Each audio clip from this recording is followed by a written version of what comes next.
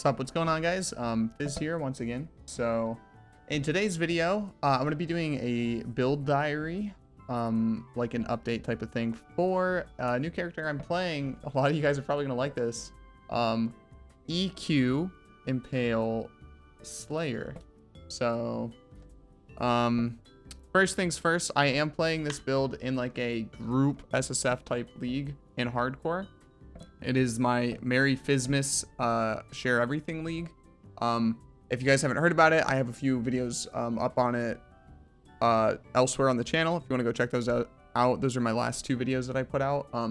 Basically, it's a private league where it's hardcore, obviously, and then everyone, three rules: no detonate dead in any form, no exsanguinate or seismic trap in any form, and no trading in any form. It's very similar to BPL in the sense that like anything you get, you pass along, you share everything. Obviously there's no competitive element to it. It's purely cooperational.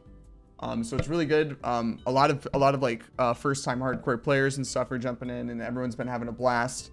Originally the league was just 10 days, but it's actually been a lot more successful than I was expecting. A lot of people are still playing halfway through, so we just extended it to a 20-day league. So there's still just over 2 weeks left. So if anybody wants to hop in and play, feel free to join. I'll have a link down in the description below.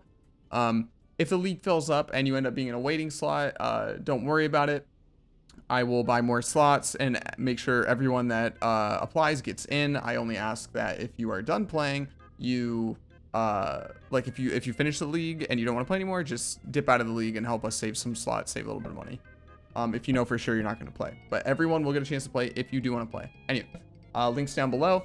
We should have tons of like leveling gear and stuff to help newbies coming in who want to make the leveling process easier or faster.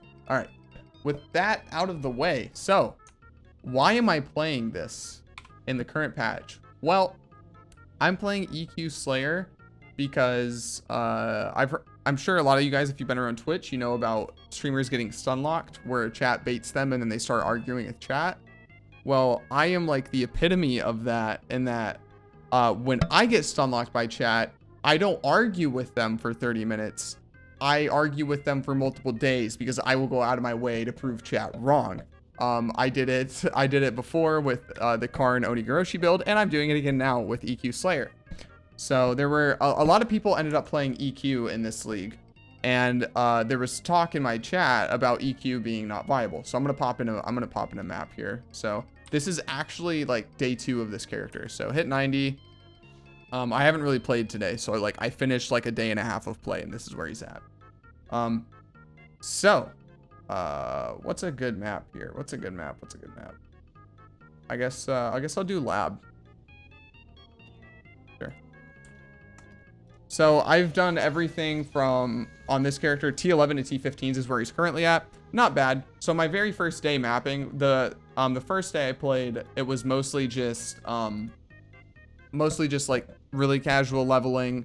And then I did a few maps when I hit maps, because I hit maps at like 62 or 63, which is about my average if I don't farm blood aqueducts. And then I think I did maps until I hit like somewhere between 68 and 70. So I only did a few maps, like possibly even single digit maps. Then I finished for the day, and then yesterday was like the actual grind session. We went from 68 to 70 to 90, and then progressed from, you know, tier 1 maps up to high reds. So I've also done all of my stuff, got all my watchstones on this character, finished up past where my glad was for the most part.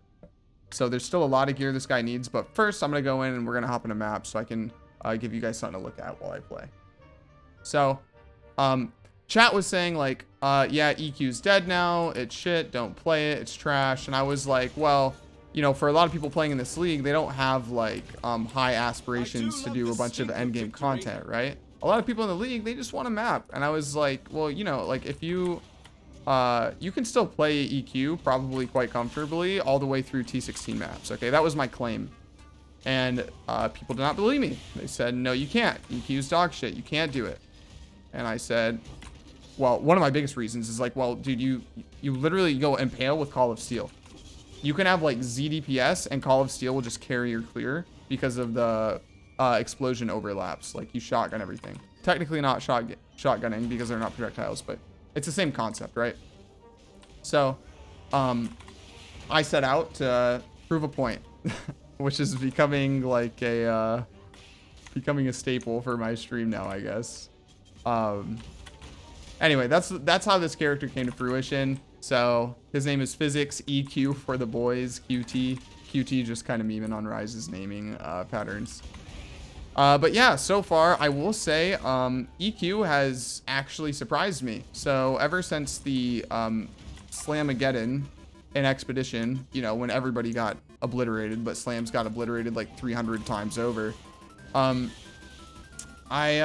haven't played any Slam except Earthshatter, and I would still say Earthshatter is better than this. I don't think that's to anybody's surprise, really. It's just the nature of Earthshatter is it's much more scalable than something like EQ, especially modern day. But there are some cool things here. There was a decent amount of stuff that had to change about the build to make it work in current patch PoE, but as you guys can see, I mean, I'm not really having any problem clearing. I would say I'm going a little bit slow because I'm trying to talk and not say every 5 seconds. It's actually, I don't know why, but it's insanely hard to form coherent thoughts while mapping. But it's not that hard when I'm streaming. Maybe that means I'm just always rambling nonsense when I'm streaming, but who knows? Anyway. Yeah, so far I've done up to like T14, T15 conks with it, but as you can see, I'm in the middle of spawning my Cirrus. However, I can't fight Cirrus yet because I still don't have a Writhing Jar. I still don't have a Curse on hit ring. My Axe DPS is quite low, and it's got an insanely low attack speed roll, which is not that bad for EQ, but it does feel bad. But actual like DPS wise, it's not that big of a deal, simply because of the way EQ works. And I will go over why it's not that bad at all when we go into the gym links, because effectively with this build we want to like we don't care about attack speed that much. So let's kill this boss real quick.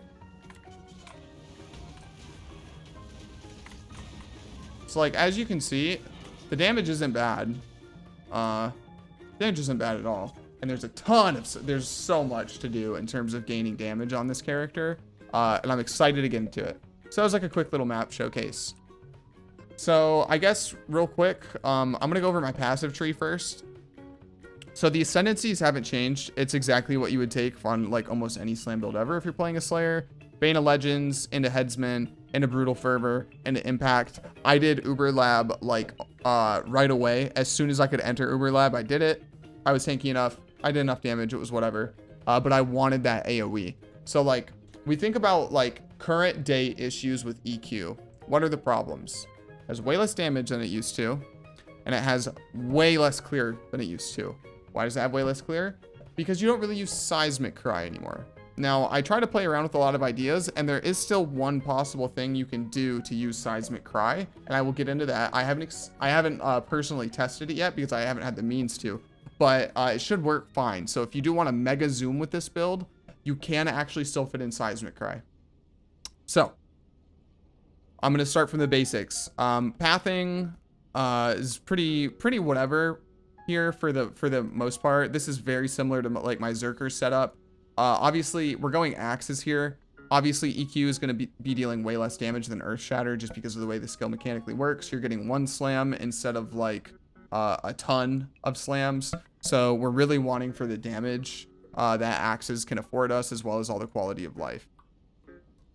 Alrighty, so next up, the tree is again like super basic. It's very similar. The only difference is that like as a Slayer, we go over and we grab Vitality Void and Ball Pact, which is really standard, and then Thick Skin and stuff as well.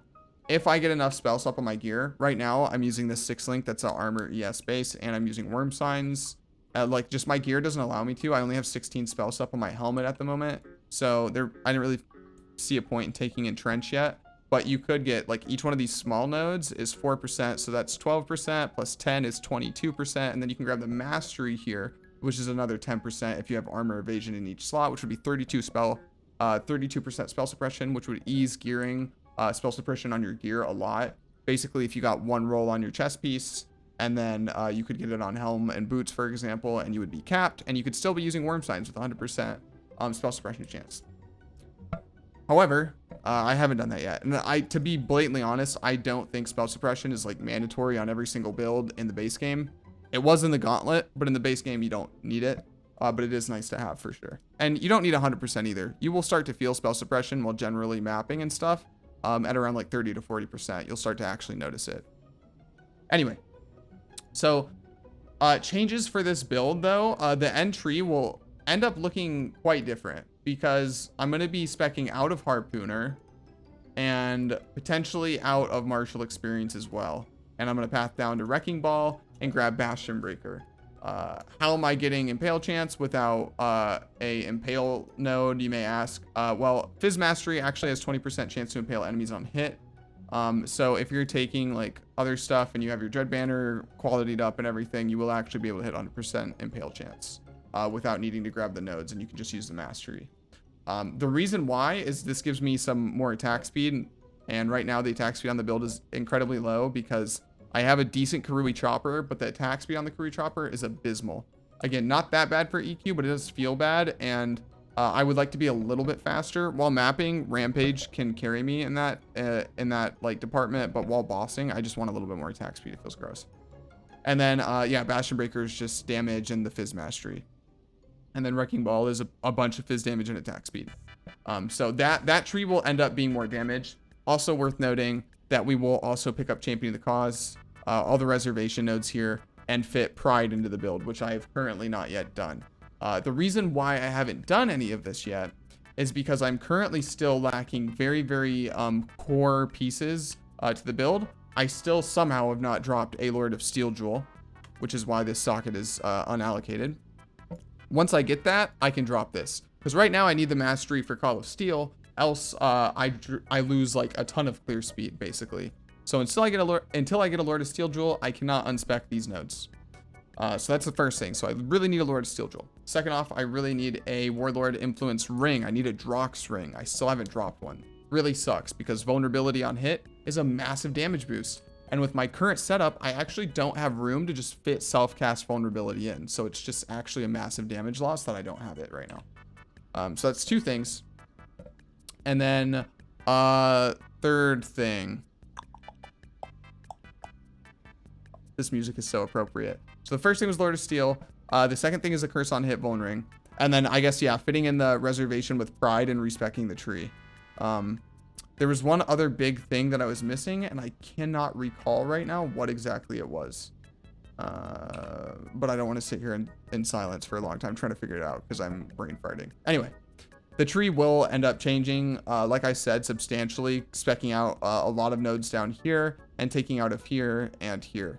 And then it will have a giant chunk more damage, like a solid 20 to 30% damage. Well, 20+% damage without Pride. When you factor in the Pride being on 2, it's going to be a massive damage increase for the build. So, oh, yes, the last one, Writhing Jar. I actually can't boss because I don't have a Writhing Jar, as you know, on a Slayer, or if you have Vol Pact on something else. I don't know why you would, but if you do, without Writhing Jar, you fight Cirrus or any other boss that has any amount of invuln phases, and you just die. You die for free. Free trip to standard. Because you can't regen, obviously, and even just having Blood Rage on just screws you. It screws you really bad. So, speaking from personal experience, having done this in the past, don't fight Cirrus without a Writhing Jar on a Slayer or any other build you may have Vol Pact on, because you will be off screen, and before you get to hit him and start leeching, he'll die beam you, and because you have literally 0 regen, you just instantly die. Was a long time ago, but it's happened, and yeah, just in general, it's really bad to boss without Writhing Jar on a Slayer, because once your Overleech runs out, you lose like your biggest and most important defensive layer, and you are very susceptible to dying. So those are the 3 big things: the Lord of Steel Jewel, the Writhing Jar, and the Curse on Hit Ring. Those 3 things sorted, and I will be doing way more damage than I am now. And I can actually boss. Like in general. Like I just can't boss until I get the flask.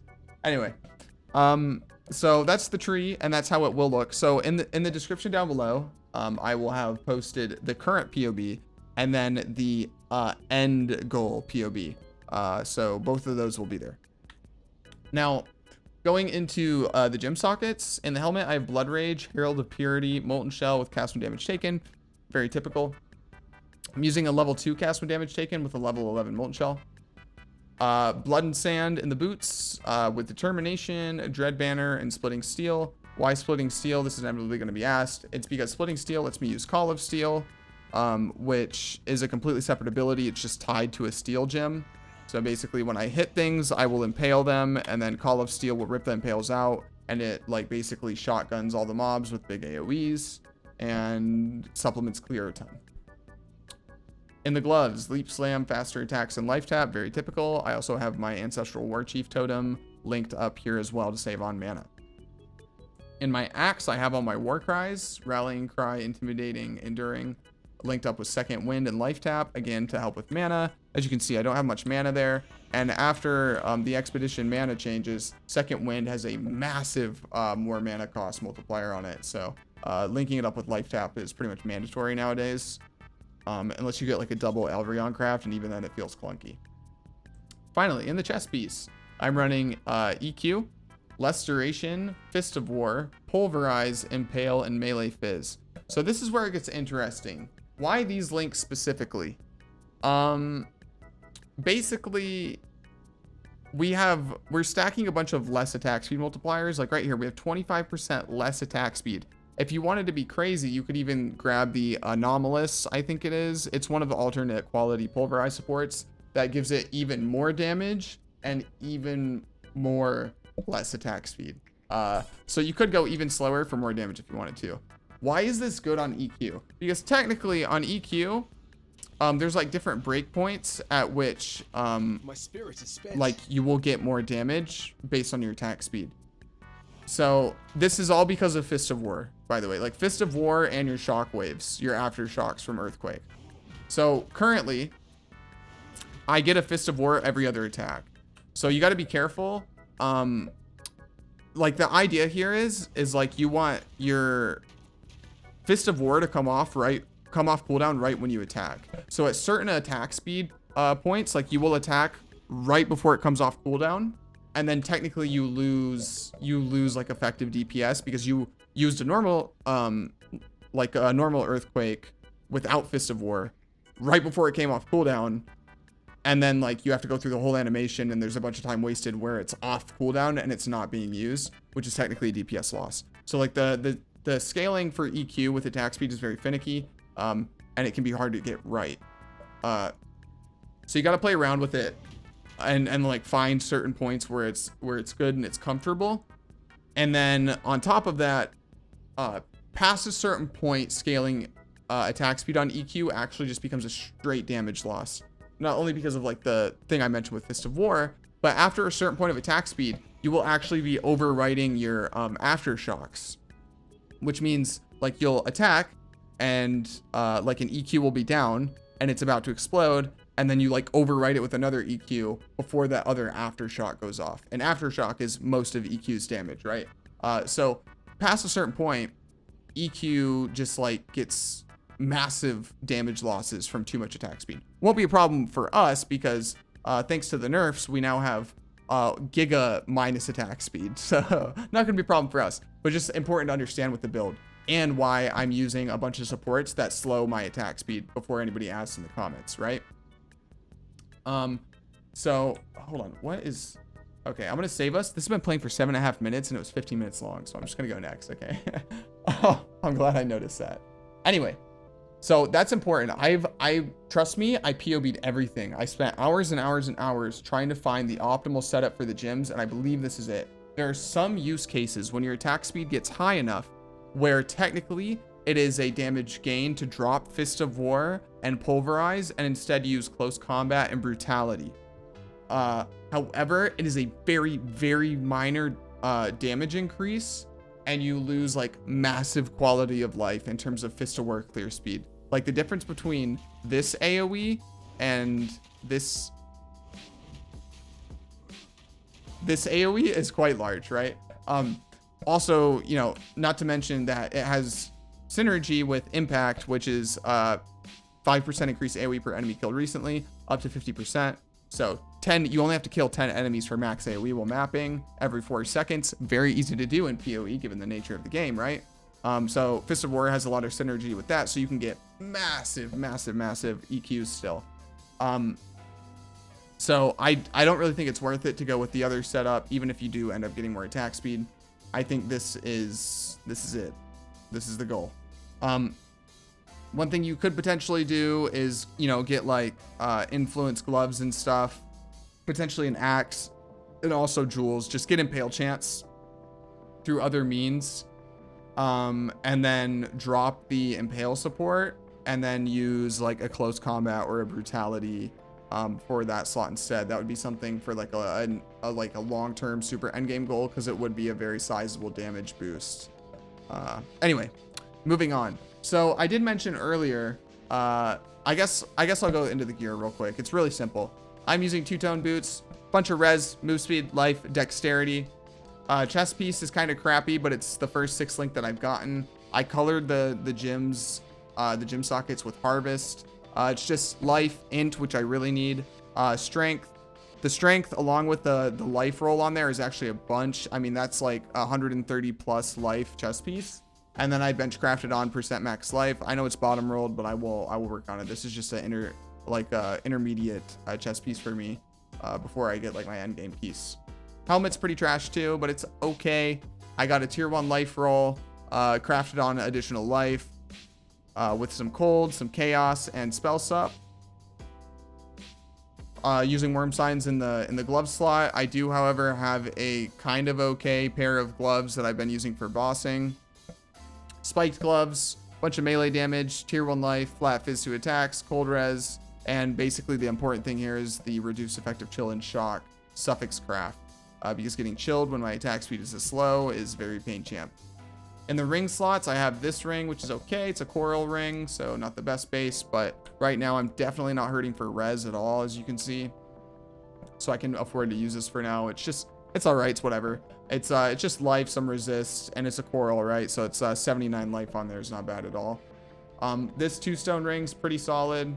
It's a little bit of flat fizz, whatever. Basically just, it's a good life roll and some good resists. Like, these rings aren't anything crazy, and I'm glad, because I'm going to be replacing both of them soon. Because I'm going to need a curse on hit ring, and I'm in the middle of farming my vermilion ring. So both of these are going to be gone by the next video, likely. The very second to last thing, I suppose, is I'm using a turquoise amulet. Again, nothing special. It's got some flat fizz. The most important thing here is tier 1 life, good res rolls, and then crafted on int, because I really need int. And then lastly, the axe. So again, this axe is not anything crazy. I threw an exalt % fizz craft on it. So I got a T7 hybrid roll with a T2 flat fizz roll and a T7 attack speed roll. So this is basically like everything you would want on a Karui chopper. They're just, the tiers are a little bit low. Like, preferably you'd want like a tier 4-ish, tier 5, tier 4, at least for like a more end game oriented axe. For the hybrid roll, the % hybrid roll. For the flat fizz, tier 2 is okay, but you would prefer tier 1. And then a higher % attack speed roll. Or, you know, you get lucky and you just get like a tier, you know, a tier 3 or a tier 2 or a tier 1% fizz roll, and then you don't have to bench craft it on. That would be awesome. But that's, it's pretty rare that you hit that, in addition to, you know, everything else that you need. But that's all the gear. So I did mention that you could use Seismic Cry in this to help supplement your clear speed. How and why? Well, basically it's because of Enduring Cry, right? So on this build, you'll notice that I'm not max life. You'll notice that I don't heal when I use Enduring Cry. That's because of Vault Pact. So Vault Pact disables all life regen. Enduring Cry isn't actually a heal, it's life regen. And unlike Earth Shatter, you don't grab deep breaths. So you don't have enough masteries to grab the 15% heal on Warcry. So you're not really getting anything from Enduring Cry except endurance charges. So what you can do with this build is automate endurance charge generation, because you definitely need it. You ought to have it. It's a big defensive layer, as well as it's allowing me to, you know, use Rampage. Either so you can get it like there's a few nodes on the tree. Like if you really wanted to do this, you could do like inexorable. You could use 3 passive points here and grab 25% chance to gain endurance charge when you're hit. I've never actually used this node, but 25% chance on hit. If you're playing a melee build, you get hit a lot. You very likely will hit 3 stacks of endurance charges very quickly into a map.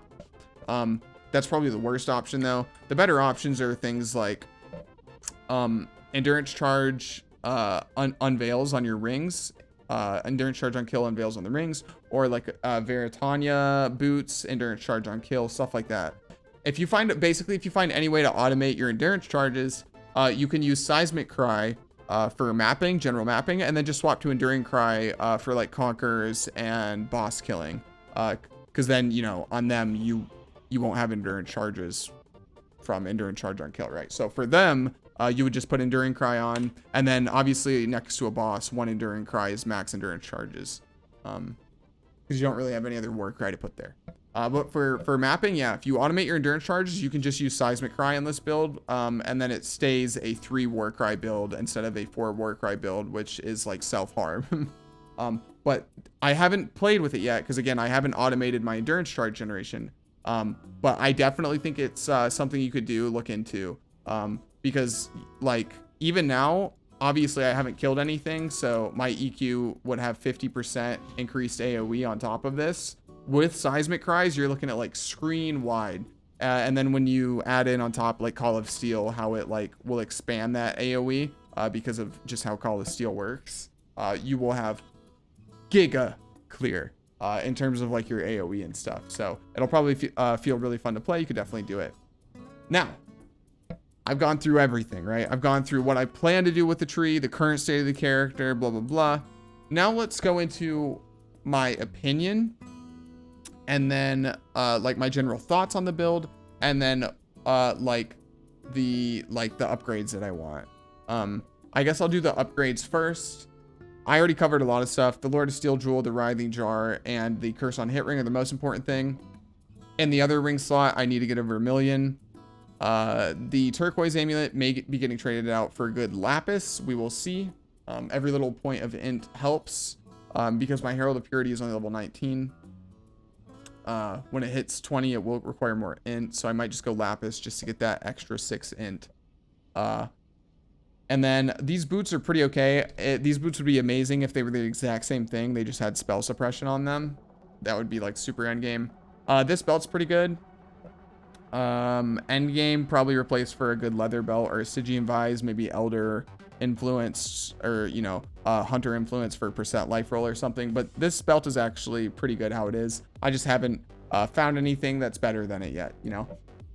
Chest piece, this base is trash. Endgame, you know, I want like a armor evasion base with a good spell suppression roll on it, and then basically all the same stats, maybe higher cold res.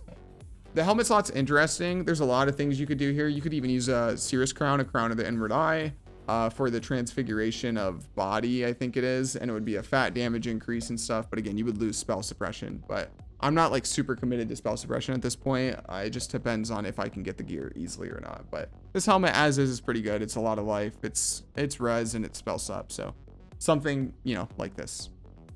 And then the axe. The axe is a big thing.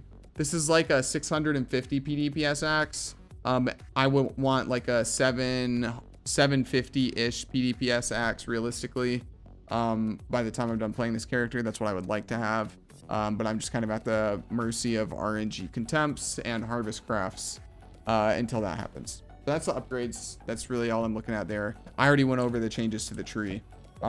So now, my general thoughts on the build. How do I think it's playing and whatnot? So, surprisingly, incredibly smooth to level. This was probably the biggest surprise to me out of everything. I was expecting leveling as EQ to be really painful.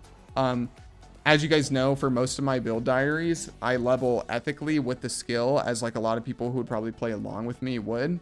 And it actually like just crushed stuff. It was very comfortable while leveling, I have to say.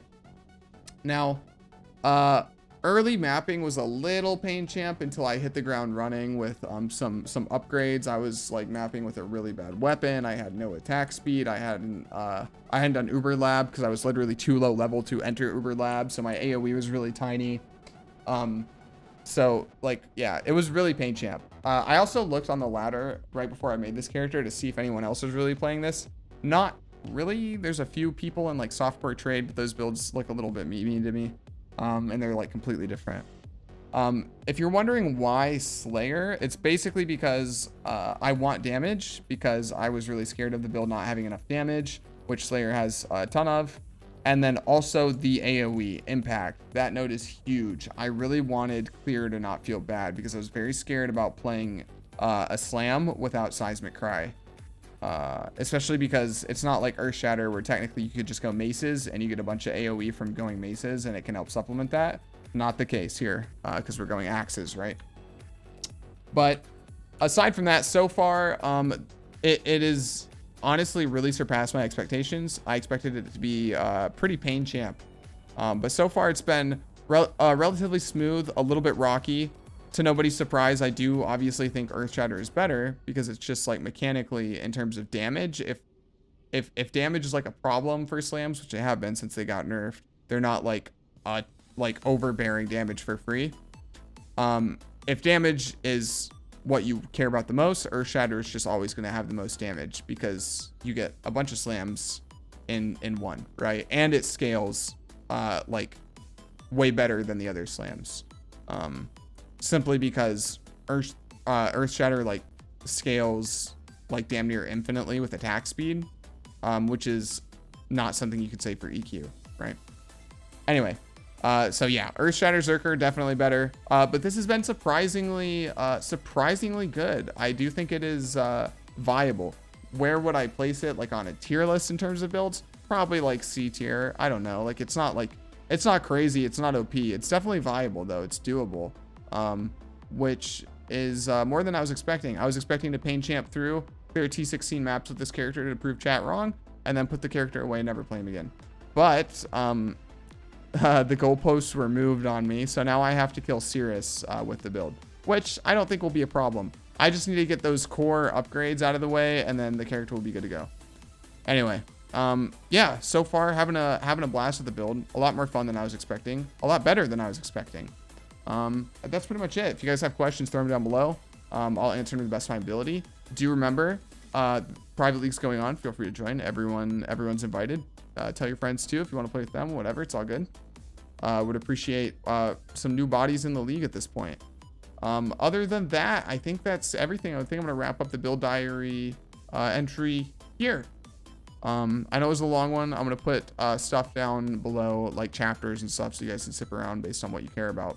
Anyway, I'm gonna end this here. Thanks a bunch for watching. If you want to see more of my content, please check me out on Twitch or join my Discord. Links are down in the description. I stream pretty much daily. I won't be streaming today because it's my fiance's birthday, so I'm gonna be spending the day with her. But outside of that, I typically stream daily. Yeah, I think that's everything. So if you enjoyed the video, please thumbs it up. It does really help me. If you did not enjoy the video, feel free to thumbs it down. I will still know, even if it hides them. And tell me what you think I can do better. And then if you're enjoying the content that I put out regularly, maybe consider subbing because it helps me out. Also on that note, we passed 600 subs. So thanks guys, I appreciate you. It's been an interesting 3 months, but we're moving right along, pushing up towards 1,000. I'm excited. Thanks a bunch, guys. Anyhow, I'm going to end it here and I will see you guys in the next one. Take it easy. It'll probably be the Cirrus kill in that video. Have a good one, guys. No rips. Peace.